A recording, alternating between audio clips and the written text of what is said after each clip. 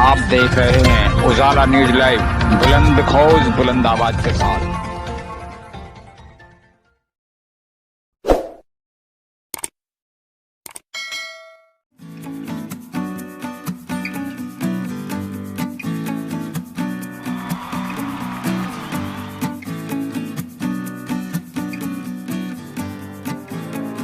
हाल ही में देखा गया है कि अम्बेडकरवादी तरीकों से शादियों का प्रचलन तेजी से बढ़ रहा है, जो अपने आप में एक नई क्रांति की शुरुआत है।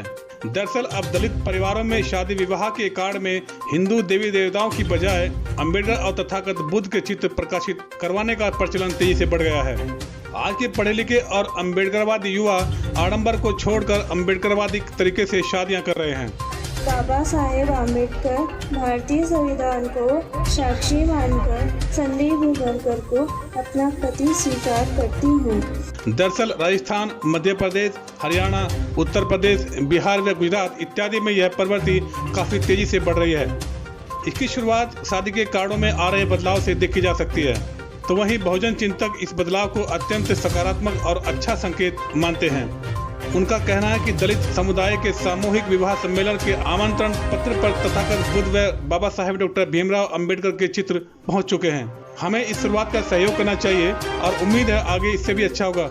अगर हमने पुरोहितों के पाखंड में उलझे लोगों के इस कदम की आलोचना की तो वो वापस उसी रूढ़िवादी के अंधे कुएं में जा गिरेंगे, जहां से निकलने को वे प्रयासरत हैं। उनका मानना है कि किसी न किसी समय और जगह से तो शुरुआत करनी ही होगी।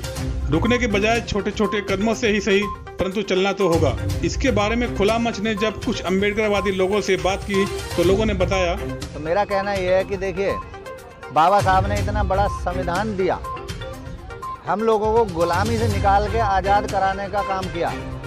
जो हम दुनिया भर के अंधविश्वास पाखंड में घिरे हुए थे और उस अंधविश्वास के कारण हमारे पारिवारिक स्थिति दर से बदतर होती जा रही थी। हम लोग कुरीतियों में घिरे पड़े थे। बाबा साहब ने संवैधानिक माध्यम से हमको ये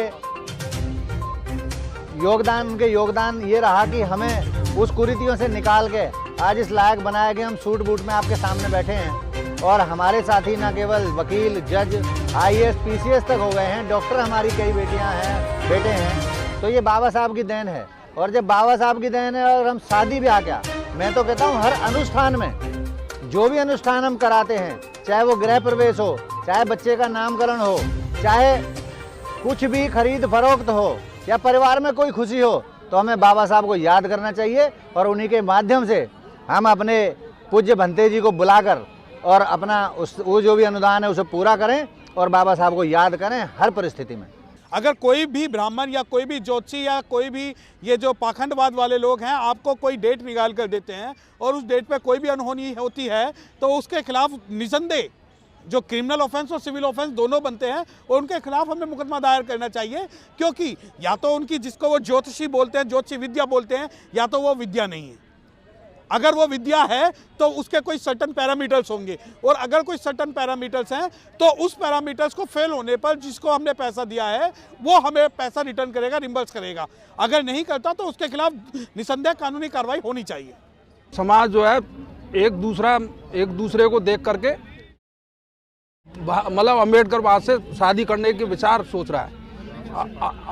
जो ब्राह्मणवाद जो है या अंधभक्त जो बने हुए हैं वो भी बाबा साहब के शरण में आ रहे हैं और शादी वगैरह जो बाबा साहब के रूप में ही कर रहे हैं, बाबा साहब के उसमें शरण में कर रहे हैं। अच्छा मानते हैं कि हाँ, हम ब्राह्मणवाद से बाहर निकल रहे हैं।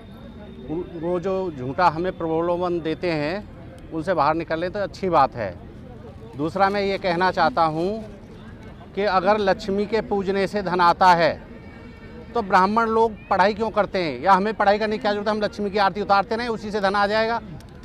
अगर सरस्वती की पूजा करने से अगर ज्ञान आता है तो ये विश्वविद्यालय, कॉलेज, स्कूल मनाने की जरूरत क्या है?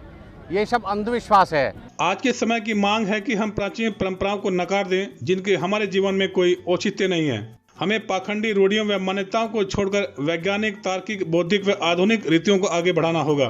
लोग मानते हैं कि बहुजन समाज में तेजी से बदलाव आ रहा है अब लोग ब्राह्मणों से कुंडली मिलान, मुहूर्त निकलवाने, दूल्हा दुल्हन के गठजोड़ के बाद मंदिरों में जात लगाने जैसी अवैज्ञानिक रस्मों को तोड़ रहे हैं और संवैधानिक तरीकों की ओर बढ़ रहे हैं। शादी के निजी व सामूहिक आयोजन के निमंत्रण पत्रों में आ रहे बदलाव निश्चित रूप से एक नई शुरुआत है।